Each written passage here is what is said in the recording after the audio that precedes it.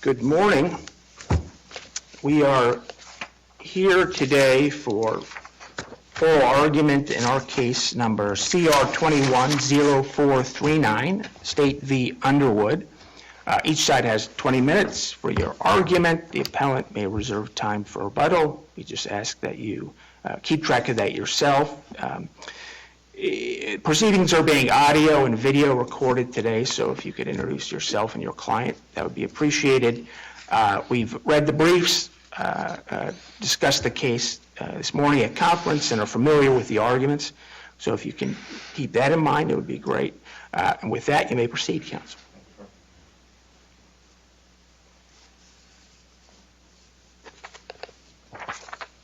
Good morning, Your Honors. My name is Damon Rossi, and I represent Archie Underwood, who is the appellant in this case. I aspire to reserve maybe 3 minutes of rebuttal time. First, I want to make 3 points today, if I can get through it all. My 3 points are, first, that the trial court's actions in this case when it revoked Mr. Underwood's pro se rights was an abuse of discretion. Second, because of the way it occurred, it was an abuse of discretion that constituted structural error. And third, Mr. Underwood had no obligation, given the context in which this occurred, to renew his request. As to the first point, why is this an abuse of discretion? Because I'm interested in your argument that it's structural error, because if it's structural error, we don't care about abuse of discretion. It's really, really bad error.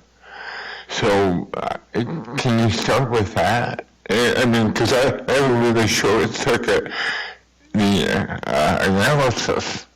If I understand the court's question, I think what the court is saying is, if we assume it was an error. Well, you call it a structural error. And to me, that means it's an error that is so bad that we don't care about prejudice or anything like that. If the error occurred, that's it. So I'm intrigued by that argument. Well, as this court is aware, structural error is something that affects the entire conduct of what transpires after the error. And it taints the framework within which a trial may proceed. Well, what is the specific error here? The trial court revoked your client's right to represent himself. I don't know how that can be structural error, because in a given case, the trial court may have properly revoked a defendant's right to represent himself. And I understand your argument that the court erred in this case, but that doesn't mean that the court errs in revoking a defendant's right to represent themselves. So there must be some other error that you say is structural. Well, in Ferretta, the court found that a revocation of the defendant's pro se rights was structural error. Now, there are situations where the court revokes a person's Ferretta rights and it's not structural error. Those are situations where the defendant displays a blatant disregard for respect to the courtroom. Well, but I think we're getting, or at least I'm getting confused. It may not be error in a given case, but that doesn't. But to say there's structural error, I think is a misnomer, because it's error or it isn't in a given case. But if you say it's structural error, then it's error in every case where defendants' right to represent themselves has been revoked. And I don't think that's what you mean. If it's wrongfully revoked, if the court, in revoking his right to represent himself, did so in a fashion which it was not justified and which represents an abuse of discretion, then I think it is structural error. In this case, what happened is the court wanted Mr. Underwood to sign his name to a form that his lawyer, ex-lawyer, filled out, which told the court about the case's progress and the issues that will be before it. And it expected him to do that 20 to 30 minutes after it accepted his waiver of counsel and activated his right to represent himself. Mr. Underwood simply said he did not wish to sign this form because he perceived it as a contract, or in other words, he perceived that he would be held to the contents of that document, which he didn't even write. And the court, rather than take other steps, which were certainly available to the court instead took the action, and the drastic action, I should say, because at this point, this is a fundamental right that he has to represent himself, which has been recognized by the court. The court took the drastic action to revoke it without even considering the reasons that Mr. Underwood had some hesitance. In fact, the court didn't even really give him an opportunity to explain. It just said, simply don't sign it, Mr. Underwood. You don't get to represent yourself. And then the court said, well, you can ask me again. So that's the error in this case. Now the question is that structural error? I would submit that a revocation that is an abuse of discretion, and that's the first step. The court has to determine whether that act in revoking was an abuse of discretion. I submit that it is. But once the court determines that, does the court find structural error at that point, or does it find something else? The cases that have been cited by the state, and I think in the supplemental authority yesterday, which I had a chance to review, are not cases that involve a revocation of a person's right to represent himself. In those cases, the waiver of counsel had not even occurred, and the right to represent himself had not even been activated. Macklemore is such a case. In Macklemore, the court basically didn't realize that there had been a motion filed, and nobody bothered to tell the court that there was a motion filed. So the defendant never got to the point where he had this fundamental right to represent himself because there was never a waiver of counsel. So let's call it a constitutional right. Is that okay if we call it a constitutional right? Yes. Okay. And so what is the law? I guess when a defendant says they want to represent themselves, the court reads the script, goes through the questions, is satisfied, and grants the request. Is that recognizing a constitutional right? Yes. Okay, and how does that change sort of the standard of review that we would have, whether we would be looking for prejudice on the back end, express evidence, sort of constructing or not? I believe it does. And I think if you want to take Macklemore for any persuasive authority, what Macklemore holds is that unless that happens, what you outlined, Judge Weinsweg, unless that happens, unless there is that valid waiver, it holds in Macklemore that we review the error for fundamental error, okay? But in a situation in which it has already been implemented, that right to represent oneself has already been implemented by a valid waiver, it does change the calculus to structural error. Well, he represents himself at that moment. Yes. When they come back from that 25-minute intermission, he's the lawyer. And so I guess the question at that point is not whether he can represent himself, but whether he has done enough to revoke that constitutional right. Is that? That's correct. Okay. Whether he's done enough to justify a revocation in cases which are outlined like Whalen and Mott, I think is the other case. So let me ask you about that. What the court should have done, and maybe point me in the direction. Did the court need to warn, to provide a warning? Did the court need to say, take an hour, 2 hours, we'll come back? Or did the court need to say, which number do you have a question with? And it's not, and if so, where do we look for that authority? The authority about what constitutes an abuse of discretion is not as explicit as saying no repeated warnings is an abuse of discretion. But if you look at the cases which I just cited, Whalen,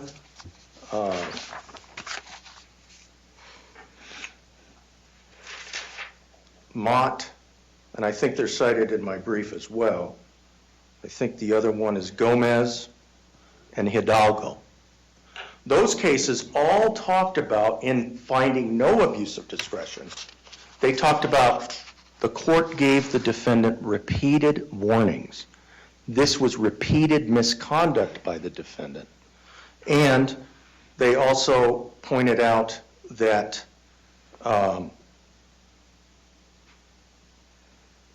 So you're talking about Whalen where the court says, quote, timely, clear, and unambiguous warnings? yes, Whalen, Mott, and But Gomez. you're asking us to look at that sort of from the opposite direction, which Right. is, the court said there's no error because this defendant received. Okay. And I think the court said, look, we don't find an abuse of discretion, and that was a factor, a major factor in all of those cases. There are other cases outside of Arizona which also talk about repeated warnings, which talk about intermediate sanctions, which gets to your other question, Judge Weinsweig, which is, what could the court have done? This was a ministerial task, first of all.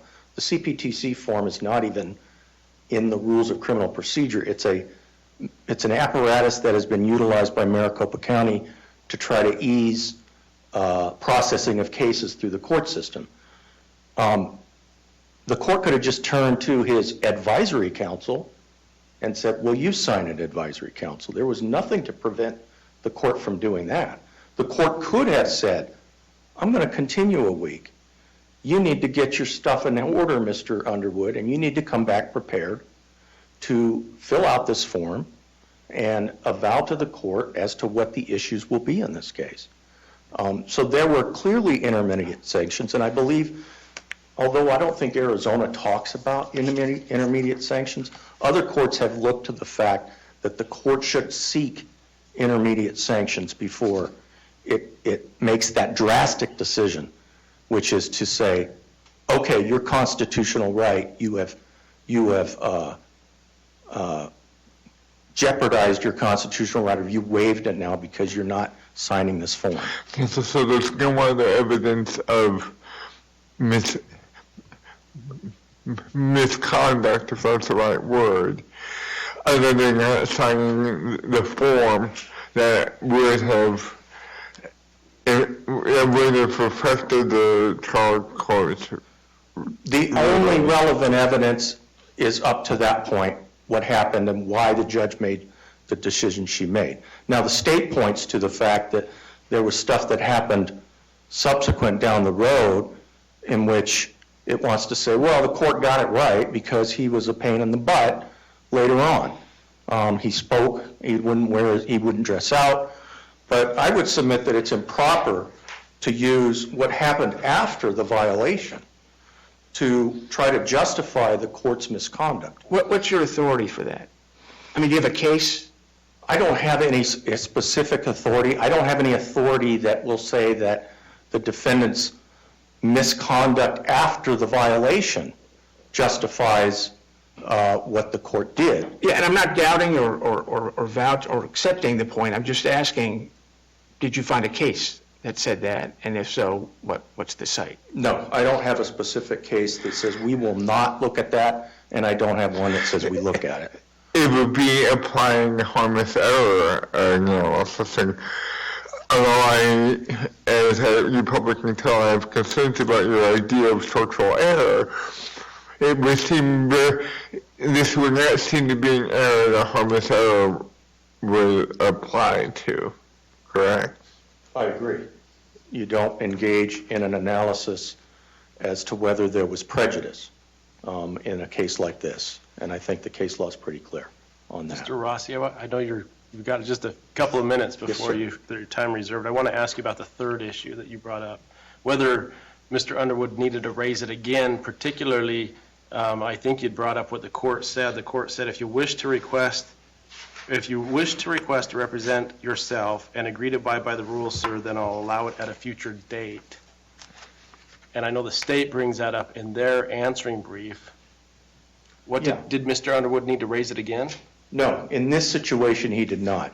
The cases cited by the state, the court never even got to the point of accepting a waiver of counsel. And the court said, you can bring it up again if you want. And the courts have said at that point, when that occurs, if the defendant manifests an intent to not proceed or pursue that further, then we can consider abandonment. But once invoked Ferretta rights, absent a wrongful termination, let's assume there wasn't a wrongful termination and he invoked his Ferretta rights. And then he indicated in some way later that he wanted his advisory council to take over. Our case law, and I think it's State v. Rickman, says in those situations, the court must indulge every reasonable presumption against relinquishment of that right and only make such a determination when the defendant clearly manifests his intent to waive. So I ask, if that's the case when there's no wrongful termination, why should it be any different that there needs to be a reasonable presumption against relinquishment of such a right when the court creates the problem in the first place and wrongfully revokes? I found no cases that would inoculate structural error once it's committed. So let me just, following up on Judge Williams' question. So your point is when the motion is denied to represent oneself and the judge says feel free to bring it up again, that is a factor. But once it's been granted and the lawyer, the bar, we have switching place of the old lawyer and the defendant, then in that case, it's qualitatively different because someone has received a constitutional right. Yes, Your Honor, and I think you go back to Ferretta and what Ferretta said at that point. I do see that my time is about 14 minutes left if I'm going to have any rebuttal. Any more questions? 14, I don't know about that. But You said 14 minutes. You didn't mean 14 minutes. You meant 14 seconds, Yeah, excuse me. I know you don't want to hear me for 14 minutes. Thank you.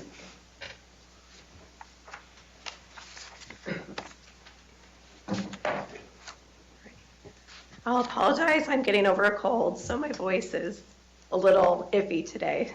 So I apologize for that. May it please the court, Alice Jones on behalf of the state of Arizona. The trial court here acted within its discretion by conditioning Mr. Underwood's right to self-representation on his ability to follow the rules and procedures of the court. Importantly, the court did not completely terminate the right and left the door open for Mr. Underwood to represent himself if he was willing to follow the court's rules and procedures. And this happened in June of 2019. Trial did not occur till September of 2021. He never again raised the issue. And the door was really left open for him. And I do apologize for the lateness of the notice of supplemental authority, but I do think those are important authorities. Because as your colleague has pointed out, this is a different situation. This is not a situation where the motion to represent himself has been denied, and then he, if you want to keep at it, you gotta raise it again. He had that right, and it was taken away from him, and so it's a different situation. I don't see its difference because in People versus Tenna, the California case, and in Wilson v. Walker, they talk about it being inappropriate, wrongfully denied. And I don't think it's, regardless of how you phrase it. But this isn't a denial. It was granted, so at least for that moment, he's got it. So it's taken away from him. It's not whether it should be granted or not is they're taking away something that they already has. I would say it was conditioned on Mr. Underwood's ability to follow the rules and procedures of the court. The court gave him the right to represent himself and gave him a very minimal task to do and said, we just need this form filled out. Your advisory council who stepped up and said, I'll help you. And he couldn't get Mr. Underwood to even help complete this form. Is the form essential to his ability to represent himself and conduct a trial? Well, Rule 16.3 of the Arizona, I believe, let me make sure I have that right. Yes, 16.3 allows the trial court to create rules and procedures for comprehensive pretrial conferences. And this is one that the Maricopa County Superior Court has created to help move these cases along. And I disagree that advisory council could sign it. That would be hybrid representation. So if Mr. Underwood wanted to represent himself, he needed to fully represent himself and follow the courtroom's rules and procedures. So I think that, and there is case law right in FREDA in footnote 46, it says that the right is conditioned on the ability of a defendant to follow the courtroom's rules and protocols. So anytime a defendant is representing himself and he does something that violates a rule or is inconsistent with the way the trial judge wants the trial conducted, and at that moment the court can say, I'm done. There's no other procedure that the court has to do than to say, you're out. Well, and I would disagree that that's what the court did here. The court said you have to be willing to follow the rules of procedure, and then at the very end of the transcript said, if you wish to represent yourself, if you wish to request to represent yourself and agree to abide by the rules, sir, then I'll allow it at a future date. So it didn't fully say you're not going to be allowed to represent yourself. You will be allowed to represent yourself as long as you're willing to do this. And he never brought the issue up again. And frankly, the reason I think the record is important after the fact is twofold. First, cold records are really hard to see what the mannerisms, what the trial court is seeing in front of them. So I do think the mannerisms and the tone and the attitude that you cannot see in a cold record, during that half hour, we don't know what happened. Two, I think it's important that it shows that he's abandoning the right. He never again requests to represent himself, and frankly, he does. I disagree that the two references to power of attorney read in context represent any kind of invocation of the right to represent himself, and he knows how to request it. He did it here. He did a very clear, unequivocal request. At the previous hearing in May 2019, he filed a written request. He attached a written waiver, so he knows how to request it. And the court left it to him. If you are going to abide by the rules and procedures, you can represent yourself. So counsel, I have just a couple questions. Do we agree that the standard to revoke an already granted request to represent themselves is deliberately engages in serious and obstructionist misconduct? No, I disagree. And I think this court in Wayland and in other courts have said, in other cases, it might have been in Gomez as well, said... Gomez interpreted serious and obstructionist misconduct, but that's from the U.S. Supreme Court. That's FREDA I'm reading. Correct, but that is not the only... I do not believe that the Supreme Court is identifying the only way a defendant's right is revoked or terminated. And that the case law in Arizona is consistent with that interpretation, that can be one way, but then if you go to the next paragraph in that same footnote, it talks about they have to abide by the procedures of the court. So in Gomez, the court interprets serious and obstructionist misconduct to include, quote, serious violations of court orders and rules that signify continued self-representation would undermine the court's authority and the ability to conduct the proceedings. Is that what you're talking about?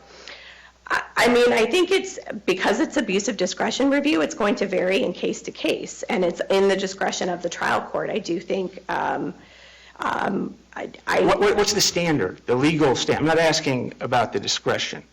What's the standard in Arizona to revoke one's right to counsel after it has been granted? I think it's a totality of the circumstances test. I mean, I think based on the behavior, the ability to follow the court rules, that type of thing. Right, not the standard or the evidence we look at. What is the test? I don't think there is an exact test. I think it is within the discretion of the court. Totally discretionary. Yes, and I think that we don't have factors that we specifically look at. Although the case law has discussed warnings, I think they've said warnings have been present in cases, but that doesn't necessarily mean warnings are. Well, I'm concerned by your answer. We review the trial court can revoke defendant's right to represent himself if what happens. What happens? That's the test that I think. Well, and I apologize if I'm not being clear in my answer. I think one way is the serious and obstruction of conduct, but I also think that Feretta, the next part of the footnote provides they have to be willing to follow the courtroom procedures. So I think that's another way. If they're delaying the case, if they're not moving the case along, and they're not following the courtroom's rules and procedures, then that is another reason that the court can revoke the right to self-representation. I'm looking at Feretta now. So that next sentence in footnote 46, or the next paragraph, says the right of self-representation is not a license to abuse the dignity of the courtroom. And I think this is the next sentence you're referring to. Yeah, I apologize. Neither is it a license not to comply with relevant rules of procedural and substantive law. So it's talking about both rules of both procedure and substance together. Correct. I think it's going to be, and this is why we have abuse of discretion review for this. I understand that Feretta kind of provides the framework, but I think it's the circumstances within that footnote that a trial court identifies that are obstructing the case. But again, here I think the really important thing is that the court left the door open. And I think Macklemore is helpful to look at because it talks about the tension between the right to counsel and the right to self-representation. And the right to counsel is self-executing. You don't have to request it. This right to self-representation, you do. And here the court put on a condition that I think is fully justified under Feretta.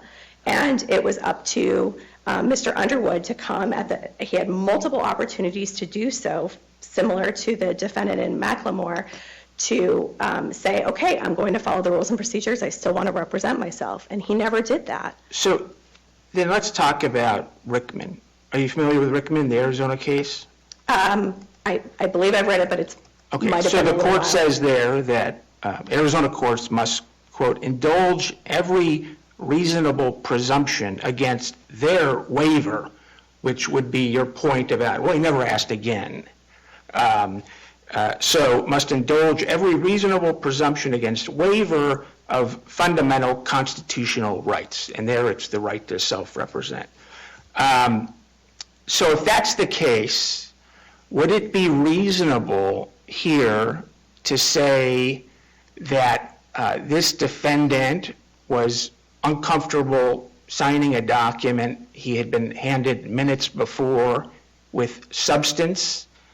Is that a reasonable presumption that he wasn't trying to become the most obstructionist and prevent everything from moving forward and make sure justice grinds to a halt, but he just didn't want to sign a document that had lots of words without looking at it? Is that a reasonable presumption if that's the law?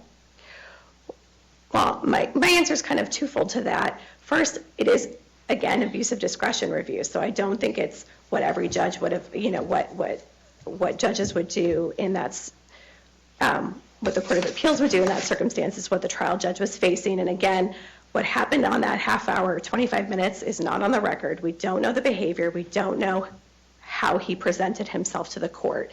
Would it have been nice to have a better record on that? Yes, it would have. But I think that's, and I do think the court left the door open, though, to Mr. Underwood, saying, you know, this is a very early conference in the case, and if you want to represent yourself, this is what you're going to have to do. You have to be able to fill out simple forms that help us move this case along, sign your name to them. If you're not willing to do that, you're not going to be allowed to represent yourself. And I think his subsequent behavior becomes important because that shows, I mean, frankly, he may have made an intentional decision of, I'm not going to follow the rules of procedure, so I'm not going to represent myself. Well, Counsel Talk, I mean, I take your point that the defendant's not entitled to have a representation, but the court can allow it, and wouldn't that have been a very simple thing to do to keep the trains running? If I'm understanding you, I mean, I think that's why the door was left open for him to continue to represent himself as long as he was willing to follow the rules of procedure. I think to find structural error. Well, and can you talk about structural error? Because my understanding of structural error, I don't think aligns with your colleagues' view of structural error. I think structural error occurs from a complete denial of self-representation. And here, I do not see what happened as a complete denial because he was allowed to reassert it and bring it up again with the court if he was willing to follow the rules of procedure. And so I think here it's a momentary denial conditioned on the defendant's behavior. And to find structural error at this early pretrial conference when there's 2.5 years that happened between then and trial, he has plenty of times to reassert that right.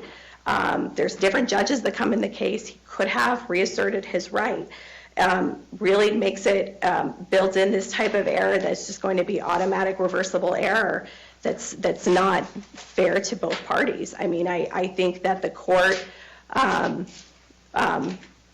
probably had a busy schedule, maybe on hindsight should have done something differently, but left the door open to have it be explored at a future date.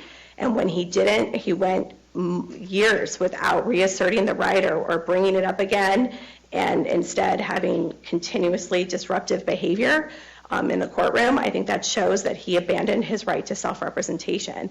And I do think there are cases, and I apologize, I can supplement that with the court, and I know I've read it, but I can't think of the citations off the top of my head, where frankly, when you're asking for hybrid representation or you kind of acquiesce to a counsel representing you, that you abandon a right that you asserted. So you can have the colloquy, you can waive your right, but then subsequently manifest that you are abandoning or waiving that right.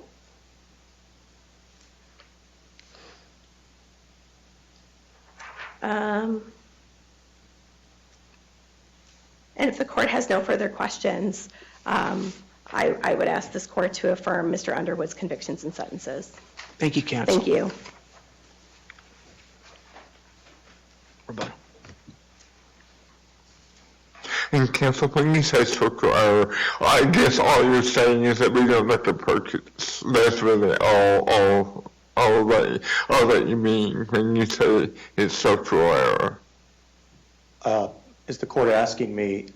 I guess my question is, when you say it's structural error, all you mean is that we don't do a review for prejudice or not? That's correct, Your Honor. Okay, thank you. And if I intimated something else, I apologize. First of all, I think questions about abuse of discretion. Abuse of discretion means an exercise of discretion that is manifestly unreasonable, exercised on untenable grounds, or for an untenable reason. That's State v. Woody. All the court, I think, needs to do is look at what happened here, and it's apparent that this was untenable, okay? This was not a defendant who was displaying repeated violations of the rules. This was a defendant that validly had a question as to why he should be signing something he didn't prepare. If I violate a rule as a lawyer in court, do I get kicked off of a case? No, probably not. I probably get fined, told to make a donation to Big Brothers and Big Sisters. But here, even if you consider this a violation of a rule, the sanction is manifestly unreasonable and untenable. The state made allusion to, well, you can look at what transpired when that 30-minute break where there's no record, and you can, I think they cited Zuck, you can assume that that's supports the court's position and what it did. But the court in this case, Commissioner Spencer said specifically what she was aware of what happened at the break. And she said this, and only this: I was told that Mr. Underwood does not want to sign the CPTC form. She didn't go on record and say Mr. Underwood threw his shoe at the court, or Mr. Underwood got up and said, I'll never follow your rules, okay? Commissioner Spencer put it right on the record, so there's no need to even go beyond what happened, because Commissioner Spencer told us.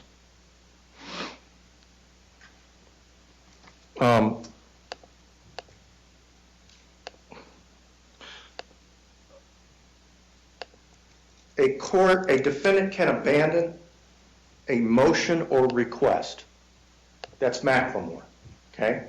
He asked to waive counsel, but he never reminded the court. He abandoned and waived. A defendant can abandon in some circumstances where the court says, no, I'm not going to let you do it. I'm not going to accept your waiver of counsel. You cannot represent yourself. Those are the cases that the state has cited in supplemental authority. And in those cases where the court says, I'm not going to do it, but we can talk about your waiver of counsel next time and whether I'll let you do it if you want to bring it up again. None of those cases are the situation here. None of those cases are where the court has recognized the defendant's fundamental constitutional right to represent. And I'm out of time. Thank you, Sorry. counsel, and thank you both for your argument. It's very helpful. We will take it under advisement, have a decision in due course, and with that, we are adjourned.